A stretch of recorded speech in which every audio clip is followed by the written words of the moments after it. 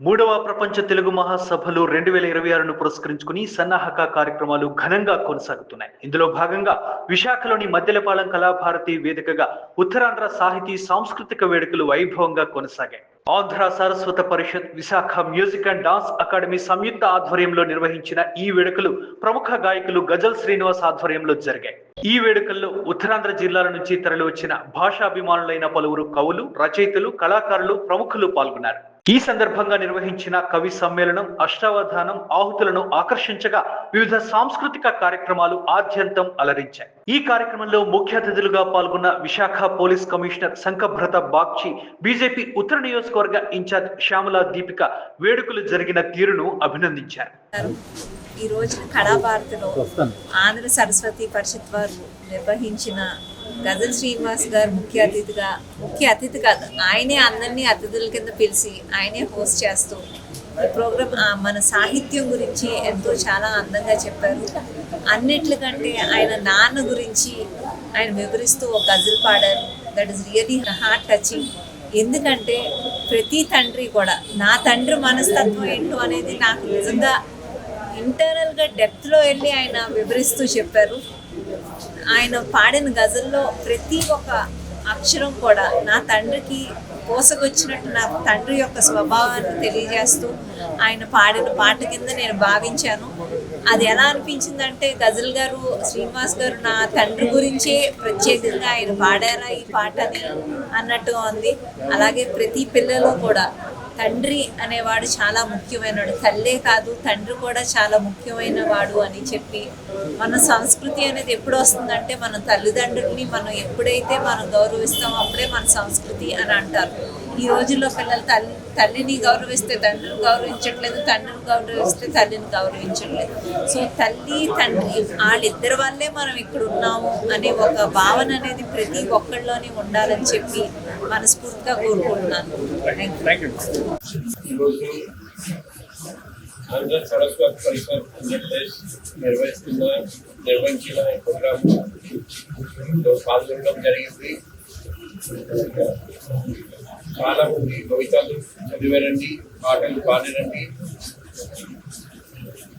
తర్వాత నేను జీవితంలో మొదటిసారి ఆయన పాడిన గజల్, తెలుగు గజల్ విన్నాను. నేను జీవితంలో మార్చిపోలేదు. పర్వాలేని ఎక్స్పీరియన్స్ అన్నమాట. ఈ సందర్భంగా ఈ చక్కటి ప్రోగ్రాం నిర్వహించిన ఆంధ్ర సరస్వత పరిషత్ ఈ ధన్యవాదాలు, కృతజ్ఞతలు తెలియజేస్తున్నా.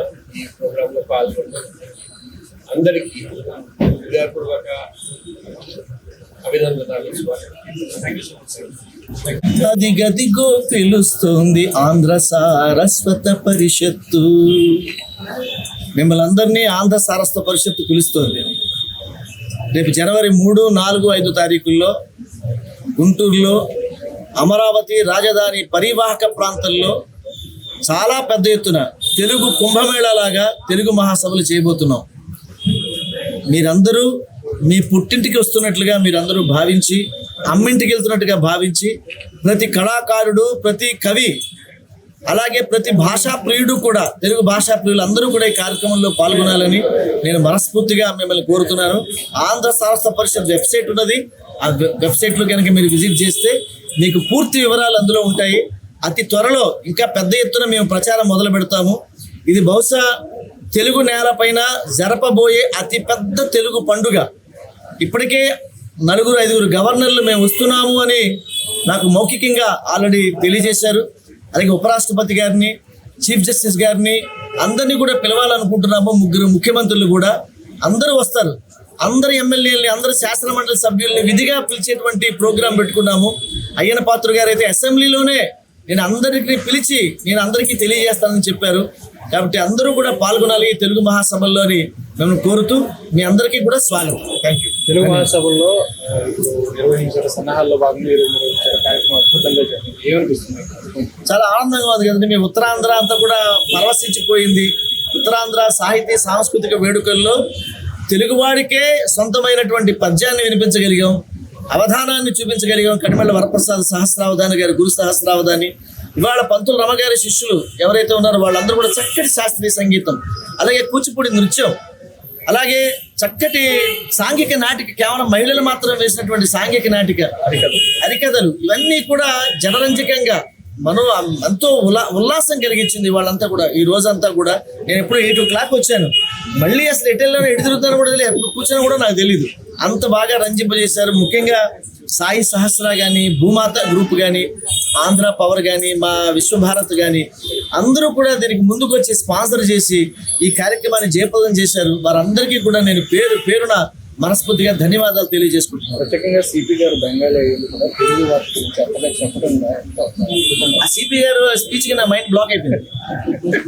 నేనేదో మాట్లాడతానులే ఈయన అనుకున్నాను నేను, కానీ మాకన్నా తెలుగు అద్భుతంగా మాట్లాడారు. ఒక ఆంగ్ల పదం కూడా ఉపయోగించకుండా మాట్లాడారు.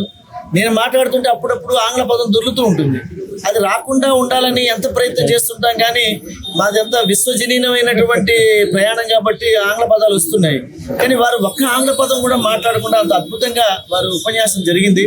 ముఖ్యంగా కమిషనర్ గారికి మా ఆంధ్ర సాహస పరిషత్తు రుణపడి ఉంటుంది. వారి వల్ల మాకు ఇవాళ స్ఫూర్తి కలిగిందని మీకు మనం చేస్తాం. Thank you so much.